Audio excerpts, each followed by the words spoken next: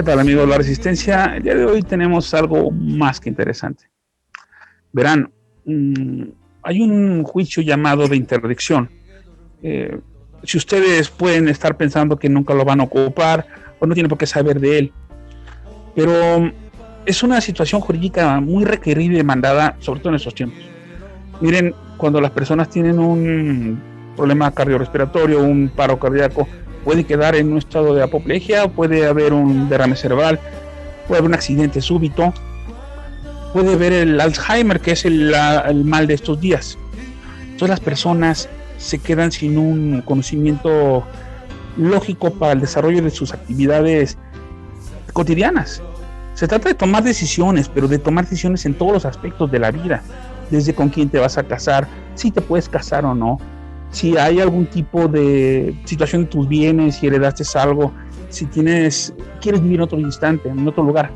No hay ninguna forma en que las personas puedan tener una decisión autónoma, a menos que se les otorgue un tutor, que un juez lo hace, que es un procedimiento jurídico aceptado y implementado en prácticamente todos los códigos civiles y legales de Latinoamérica. El problema se da con que hay ciertas particularidades que no conocemos y esto ha evolucionado a través de los tiempos.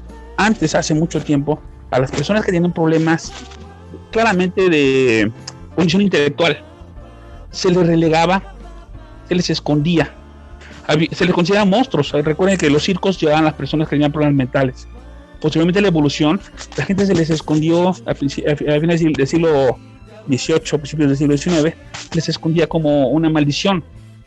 Evolucionó esto después del 1900 a una etapa que se le considera médico recuperacional, en donde a las personas se les pensaba readaptar a la sociedad o apoyarlos para que tuvieran una mejor vida. Pero recientemente con la ola de derechos humanos esto ha cambiado. Ahora los derechos humanos y la capacidad de dignidad es lo que impera básicamente en la toma de decisiones de este tipo. Por eso tenemos aquí a Teres Lago con dos invitados y donde van a explicarnos las aristas de este tema. Muchas gracias, bienvenidos a La Resistencia. Buenas tardes, bienvenidos.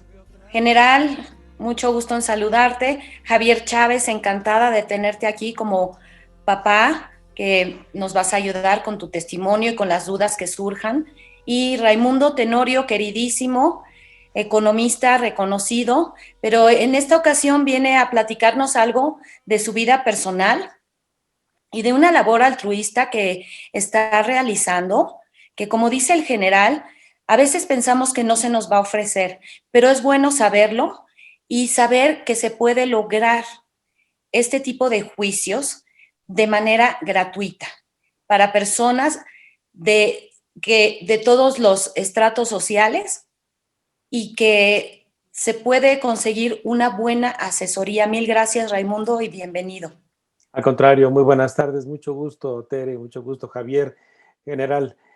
Bueno, miren, me presento, soy Raimundo Tenorio, profesor retirado, jubilado del TEC de Monterrey, padre divorciado desde hace 11 años, padre soltero actual de un joven de 26 años, autista epiléptico.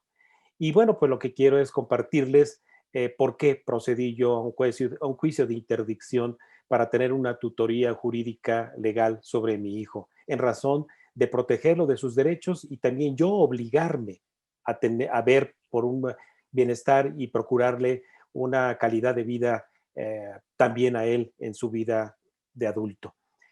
Hace poco más de 15 años que al entrar a la edad cercana a los 18 años, mi hijo, y tener yo la seguridad social del IMSS como derecho y derechohabiente, solicité al Seguro Social la continuidad de sus derechos porque ya a los 18 años, a menos que demuestres que tu hijo vaya a seguir estudiando, le pueden dar continuidad en sus derechos de asistencia y seguridad social médica en el IMSS.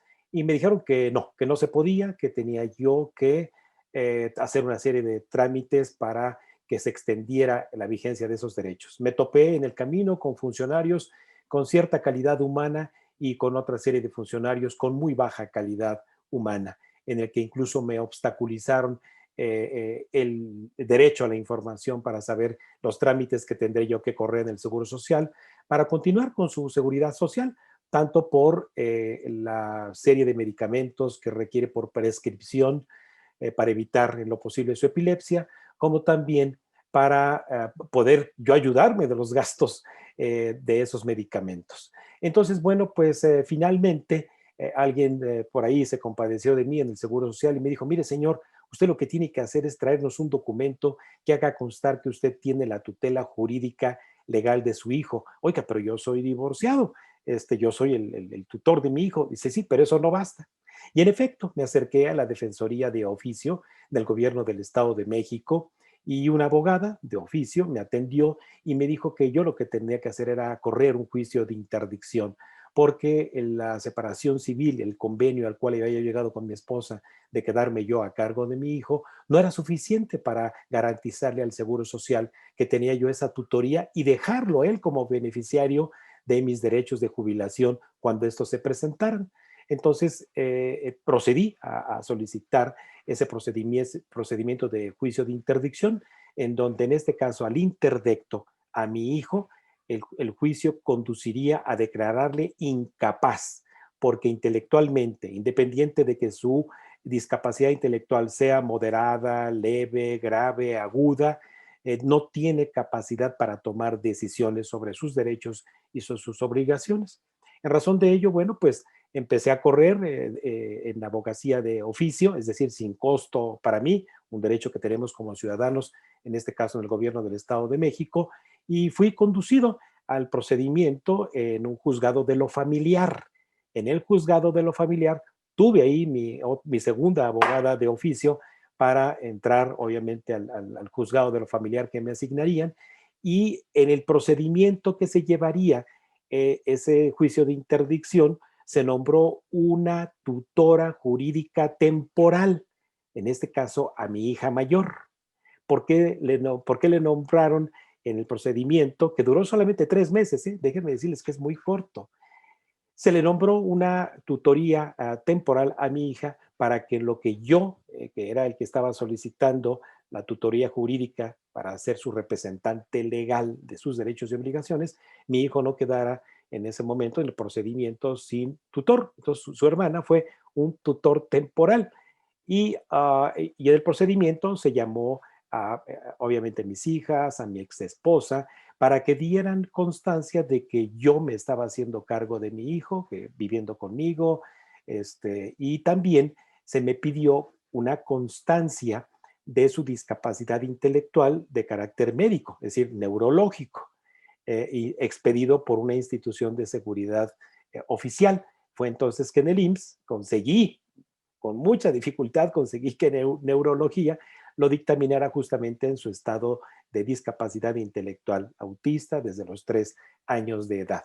Y entonces, bueno, pues con todos esos antecedentes médicos, el juez manda llamar a peritos psiquiatras, quienes verifican en una sesión abierta, en estos llamados juicios orales, en una mesa, solicita la presencia de esos peritos, y esos peritos, en este caso fueron 2 doctoras en psiquiatría, y dictaminaron que en efecto Héctor tenía discapacidad intelectual. Finalmente, precisamente con el afán de ser cortos en mi exposición y que haya más preguntas, el juez de lo familiar nos convocó a la familia y dijo, bueno, pues usted va a ser el tutor legal de Héctor Raimundo. Usted a partir de este momento tiene que ejercer los derechos y obligaciones de su hijo, pero usted está obligado por la Declaratoria de Derechos Humanos Universales de que tendrá que proveerle de una calidad de vida, cuidados, etcétera, a su hijo Héctor Raimundo. Y estarán vigilantes de esos derechos y obligaciones sus hijas, quien a partir de ahora usted mismo en este juicio podrá decir, si quiere, quién a falta de usted sugiere, no es delegar, sugiere le sea propuesta justamente la nueva tutela familiar cuando usted falte. Todo eso quedó, obviamente, en un acta, ¿verdad? Esta es, ¿no? Perdón que la ponga aquí. Esta es las copias certificadas del Juzgado Tercero Civil de lo Familiar, en Lerma, Estado de México, y que me permitió este juicio de interdicción de cuando fue ya dictaminado legalmente a la fecha. Por ejemplo, al estar ya jubilado, si yo estuviera casado y falleciera, mi jubilación se le entrega el 90% a mi esposa, si es que estoy civilmente casado. Pero como estoy divorciado y entonces el beneficiario registrado en el IMSS es mi hijo, él tendría derecho a la jubilación que yo dejara como finado, solamente que esta pensión no sería del 90%, no sería del 50%. El porcentaje quizás es lo de menos, sino que se le reclame al Seguro Social la continuidad de esa pensión, pero como mi hijo es discapacitado intelectual, pues no podría presentarse en una ventanilla del Seguro Social, no podría presentarse a renovar su credencial del INE, no podría presentarse en el banco, por ejemplo, a reclamar una cuenta de cheques para él. ¿Quién lo hace? Pues lo hace justamente el que se designa tutor de ese discapacitado intelectual. En este caso, yo, en estos años, he solicitado su credencial del INE, he tramitado su pasaporte, he tramitado su visa, he tramitado su subsidio de discapacitado. Es decir, yo ejerzo los derechos y obligaciones también de Héctor. ¿Qué ocurrió en este procedimiento? Bueno, pues que una vez estando jubilado, me acerqué, por ejemplo, a tramitar la credencial de discapacidad intelectual de mi hijo en el DIF. Y entonces me encontré en el DIF historias verdaderamente desgarradoras, en donde, como introdujo el general, darme cuenta que hay padres de familia que esconden a sus hijos, que no tienen el horizonte de expectativas de qué va a ocurrir con sus hijos cuando ellos falten. Entonces yo ofrecí al DIF en primera instancia, pues me ayudara a poder encontrar oídos en estas personas de que llevar a cabo un juicio de interdicción les acarrea a sus hijos seguridad jurídica y a ellos también, a los padres de familia. El DIF hizo el intento de convocar ahí a una reunión a esos padres de familias de muy bajos ingresos, y pues lo logramos ahí con 5 familias. Pero para mí con una que hubiera ido era suficiente, pero logramos tener 5 ahí y platiqué con ellos, los sensibilicé, les dejé tarea, ¿verdad? De una reunión a otra, no fue cuestión nada más de una reunión, y a 2 familias de ellas logré acompañarlas obviamente a la Defensoría de Oficio, caminaron sus procesos y finalmente tienen ya sus juicios de interdicción. Hoy en día, con una amiga también de toda la vida, ex profesora, su madre tiene demencia senil desde hace ya 3 años, declarada incluso también por el propio Instituto de Seguridad Social del IMSS, y ha iniciado su juicio de interdicción porque es una discapacidad intelectual, justamente porque no puede tomar decisiones su madre sobre sus propiedades, sus bienes, el renovar su INE, el cobrar su pensión de adultos mayores. Y entonces, bueno, ahí va, y me parece ser que ahora a una distancia estaría a días de que igual el juez ya dictamine en favor de ella. Así de manera resumida quise compartirles esto. Se detuvo más bien mi intención de seguir platicando con más padres de familia en el DIF de aquí del poniente del estado, en la ciudad de Toluca, para animarlos a que no abandonen a sus hijos, a que necesitamos darles calidad de vida, no abandonarlos, no esconderlos, que al contrario, nosotros obligarnos por este tipo de juicios a darles una mejor calidad de vida. Bastante interesante, Raimundo. Yo como padre de una chica, mi hija tiene 21 años, mi hija está dentro del espectro del autismo, es Asperger. Realmente yo pensé que la pura custodia, fíjate bien, soy divorciado, sí. Y la patria potestad la tiene ella y la custodia también. Yo pensé que hasta ahí era, pero ahorita me acabas de abrir un horizonte que no conocía. O sea, realmente ella necesita de esa situación para estar protegida jurídicamente, como lo acabas de explicar. Y ¿sabes qué es lo más lamentable que me doy cuenta, Raimundo? Que creo que no me doy de ser una persona que no piense y que no tenga mucho interés en conocer estas cosas. Pero creo que hay personas peor que yo que no lo conocen, o sea, que casi nadie conoce este tipo de situación. Inclusive tú estás comentando que se arregla con el juez civil familiar, que es a donde se tiene que generar todo este tipo de de labor y de instancia para ir a llevar a cabo el procedimiento. Me llama bastante la atención porque, te voy a ser honesto, nunca lo había pensado desde la perspectiva como lo estás planteando, ¿sí? Porque finalmente no somos eternos, en eso tienes razón. Y el día que lleguemos a faltar también, independientemente de la seguridad que le damos en vida, el día que lleguemos a faltar, que esté no sé si delegado o que pueda aceptarlo aquí en nombres, pero que siga teniendo seguridad en ese aspecto una persona que no va a poder en su vida probablemente estar tomando decisiones. Esa parte es importantísima, o sea, jurídicamente los proteges al extremo. No sé, yo primero no me lo imaginaba y segundo, lo planteas como que no es tan complicado, Rey. Yo lo veo, o sea, lo planteaste, estoy cierto y seguro que te llevó una muy buena labor de investigación. Es decir, a ti sí te costó tu trabajo, pero ya cuando lo estás planteando, me parece, o sea, o dejas ver que no es algo, digamos, para iniciados, ni que lleve una técnica jurídica al extremo, ni que te cueste la millonada, o sea, que es algo que es realmente fácil, relativamente Asequible, sí. fácil. Exactamente, inclusive para personas como tú, como estabas comentando, o sea, personas con un suficiente soporte monetario. Entonces, es algo que nunca vemos. Yo lo veo como padre, al igual que tú, pero también lo planteaste desde el punto de vista de personas mayores, o como la introducción que hizo Pólvora, la situación de aquellos que sufren un accidente te puede dejar discapacitado, mentalmente inclusive. Sí. Lo que es el Alzheimer, lo que es la demencia senil. O sea, hay muchas cosas, una cuadraplegia, por ejemplo, también. O sea, hay situaciones en donde realmente no se conoce, no se maneja, y tal vez esto necesita permear más hacia la sociedad, que conozca más, porque es algo que nos parece mentira, pero es recurrente, Ray.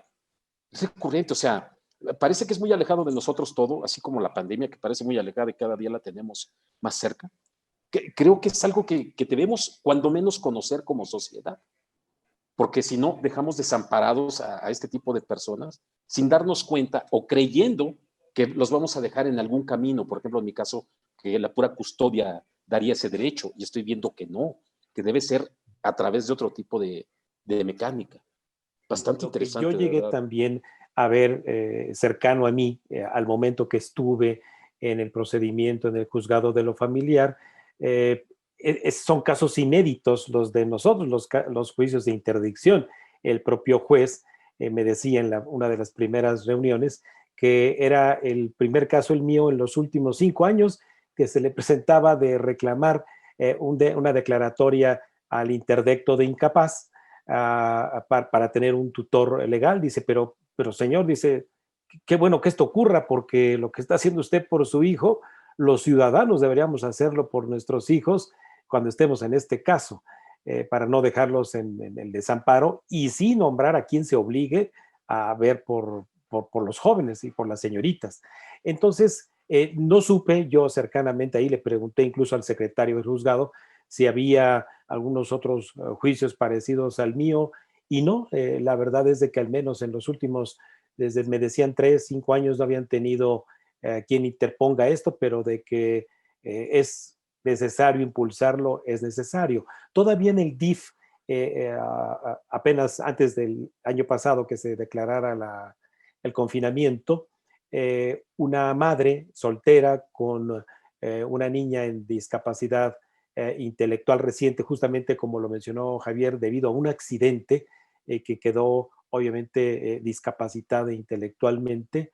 Bueno, pues el propio DIF no la aceptaba para declararle discapacitada intelectualmente porque tenía antecedentes de haber sido una niña relativamente normal, y la forma en que había perdido la discapacidad, bueno, en lo que lo ayudó el DIF fue a tramitar justamente ante neurólogos y psiquiatras, con el impulso que le dimos ahí, a que obtuviera su certificado de discapacidad intelectual por un hecho obviamente imprevisto, ¿no? Entonces, pues hay de todo, desde luego, pero así, aquí sí yo creo que es ahí, en la base de nuestra pirámide social, por lo que yo he observado en mi experiencia, donde más requerimos En el hacerlo. caso que la persona interdicta realice algún acto judicial, adquiera una deuda, porque a lo mejor alguien más no sabe de su estado, ¿queda nulo o queda el tutor con la deuda? ¿Qué pasa en ese caso, Ray? Bien, desde luego un incapaz intelectualmente no podría ni debería adquirir deudas. Es decir, yo no podría, por ejemplo, dar el nombre de mi hijo para que firme un pagaré o extenderle una tarjeta de crédito. Sí, es decir, ¿cuántas tarjetas de crédito quiere adicionales? Ya ves que te dicen los bancos, pues quiero una para mi hijo, y llevar a mi hijo a que pague con la tarjeta y firme. Eso es ilegal por parte mía, que estoy engañando a un actor que es el banco con la adquisición de deudas de un incapaz intelectualmente que no podría ser ni siquiera acusado ante un juzgado porque el juez lo declararía incapaz de saber que adquirió deudas. Pero sí te pongo un ejemplo más coloquial que me ocurrió con Héctor. Lo he socializado, él va conmigo a los centros comerciales y hace 10 años, pues tomó, ya sabes, ellos no se dan cuenta absolutamente nada, tomó obviamente una paleta de estas payaso, ahí mismo se la comió, ya sabes, los guardias, luego, no, oiga, joven, va a tener usted que pagar esto en la caja, y como no, el policía no recibió reacción física de parte de mi hijo, porque simplemente mi hijo lo ignoró, para él es alguien que está ahí simplemente gritando, entonces ya fue que yo me acerqué con mi hijo a ver qué pasó. Pues aquí el joven que se comió una paleta, espéreme, yo soy su padre, soy su tutor, ¿de acuerdo? Yo voy a responder por lo que causó él, es una deuda, yo la voy a pagar.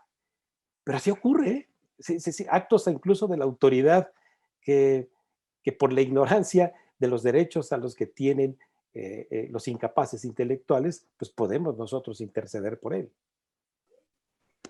Entonces, en todas las ocasiones en que el incapaz Sí, incurra en algún delito, en alguna deuda, en cualquier cosa, responde el tutor, sí, así es. ¿sí? Así Porque es. hay personas, por ejemplo, en casos como Alzheimer, que de repente tienen estados de lucidez y podrían pues llevarse el coche, desaparecerse un rato, escaparse del tutor. Perdón, Lakes. Sí, general, dime. Yo tengo entendido, la gente que hace instituciones inmobiliarias tiene por costumbre cuando venden esos terrenos en rancherías, el que el notario le pregunta a la persona si es ya grande o tiene pues, aparentemente problemas mentales, intelectuales, hace una serie de preguntas el notario y si el notario detecta que esa persona puede no tener las facultades completamente para la toma de decisión de una compraventa muy elevada, no desarrolla el procedimiento hasta que no se le recomienda a la familia que haga el juicio de interdicción precisamente para este detalle. Pero cuando se No, llega, eso es se muy llega a obvio. pasar, Me refiero a si realmente casos venden un bien, se llama un juicio de revisión y con los argumentos necesarios, las demás personas familiares de él que se consideran alienadas por la toma de decisión, solicitan que se revierta la compraventa. Entonces, sí, mira, la coyuntura de lo que acabas de comentar, general, también es muy importante saber lo que les voy a compartir. Yo ya hice mi testamento y cuando estuve con el notario, yo le hice saber que soy el tutor jurídico de Héctor, que es un incapaz intelectual, y el notario me dijo, bueno, pues entonces usted ya sabe, usted tiene que testar en favor de sus hijas, no de su hijo. Es decir, yo como testamento, por ejemplo, Javier, no podría recomendarte que pongas en tu testamento a tu hija. No, porque no va a ser capaz legalmente de que le sean adjudicados los bienes que dejemos a ellos para que queden protegidos. No. Es decir, el notario sí te toma fe de tu testamento como tú quieras, pero después a que hagas legal la cesión de derechos o la haga una albacea incluso en favor de ellos, es imposible. Tiene que ser a través de un tutor legal jurídico, en este caso el que representa al interdicto, que soy yo, y en el momento que Interesante. sería mi hija que va a ser la responsable de ser la tutora jurídica de su hermano cuando yo falte, ella, ¿verdad? Es la que estaría facultada para que en el caso de que algún bien le haya yo dejado a mi hijo, pueda testarlo en favor de él. Pero mi hijo no podría reclamar absolutamente nada, nada podría reclamar. Entonces, lo peor que podemos hacer también es heredarles problemas a los hijos discapacitados.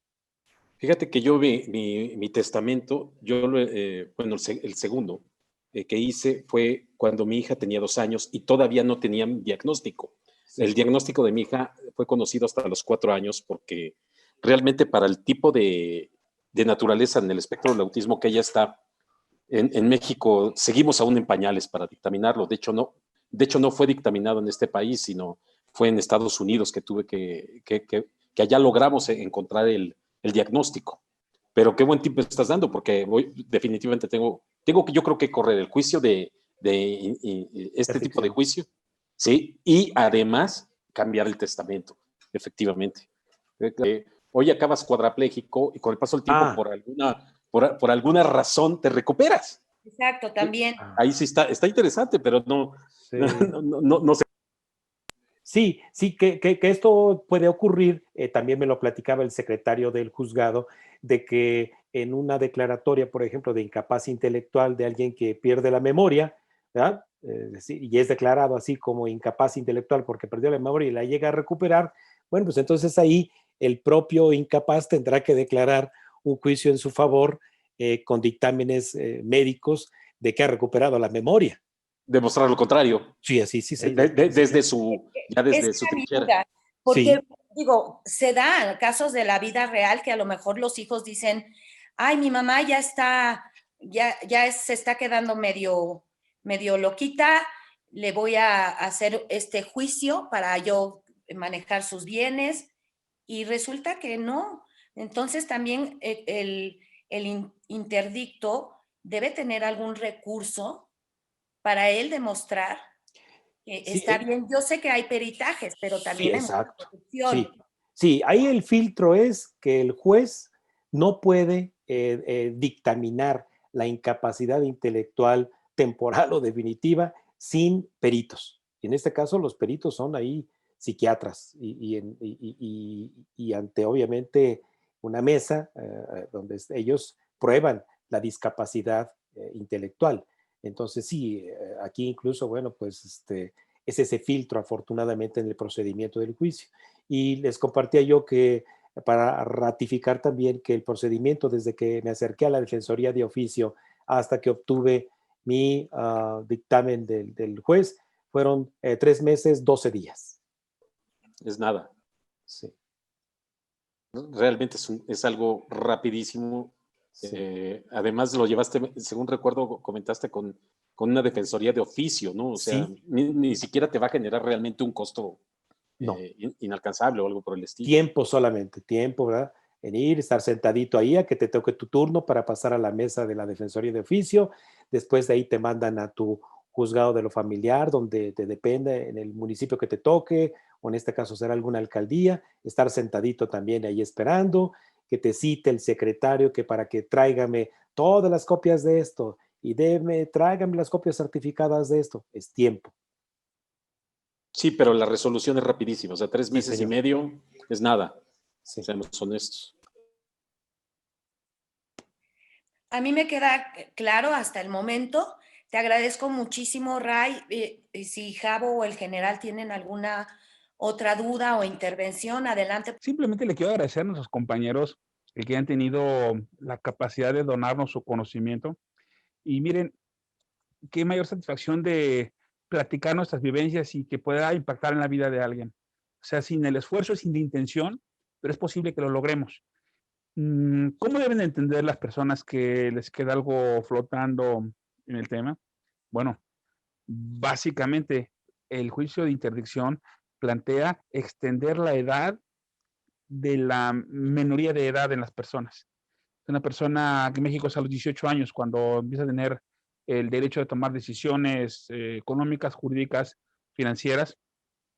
Entonces, por medio de este juicio, esta persona, sus familiares o sus más cercanos allegados dicen, un médico indica que esta persona no tiene sus 5 sentidos para tomar decisiones de tipo impactante en la vida económica. Entonces el juez, como nos decía el maestro Ray, establece una serie de protocolos en donde expertos pueden verificar que esta situación es real, que no es inventada en base a algún interés creado, como podría darse en dado caso, ¿no? Entonces entiéndanlo así. Tratar a una persona como si fuera menor de edad, no importa su tiempo de vida, porque no podemos confiar en que esta gente va a tomar las decisiones más sabias. Como dijo Ray, posiblemente con una paleta payaso se pueda solventar fácilmente, pero tirar tu dinero a la basura, regalar tu dinero a alguien, ser estafado por terceros, vender tus propiedades, son cosas que escaparían. Esta persona simplemente estaría como un ente más en una transacción de este tipo, porque no tendría la capacidad de hacer una decisión sabia al respecto. Les agradezco muchísimo, es un honor. Quiero que estén aquí siempre que puedan. Le dejo a la general Leix que se despida de la emisión, aprovechando su magnífica presentación. Hasta luego. Hasta luego. Muchas gracias a todos, Ray. Siempre un placer saludarte. Tere, Pólvora, mucho gusto. Tere, nos debemos una comida, ¿eh? Ya tenemos... Seguir platicando de esto es muy interesante y a lo mejor van a surgir muchas dudas de parte de nuestro auditorio, Ray.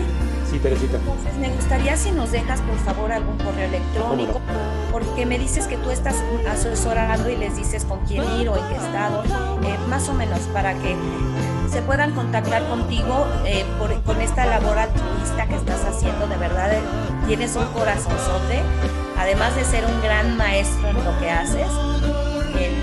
Pues tu calidad humana muy respetable, lo mismo que Cabo y que el general. Los admiro mucho y les agradezco muchísimo su compañía. ¿Cómo no? Raimundo Tenorio Aguilar, y así como está mi nombre y mi correo electrónico, raimundo.tenorio.aguilar@gmail.com. Perfecto, lo dejamos anotado en los comentarios y gracias. Feliz tarde para todos, muchas bendiciones. También para ustedes. Buenas tardes. Hasta luego.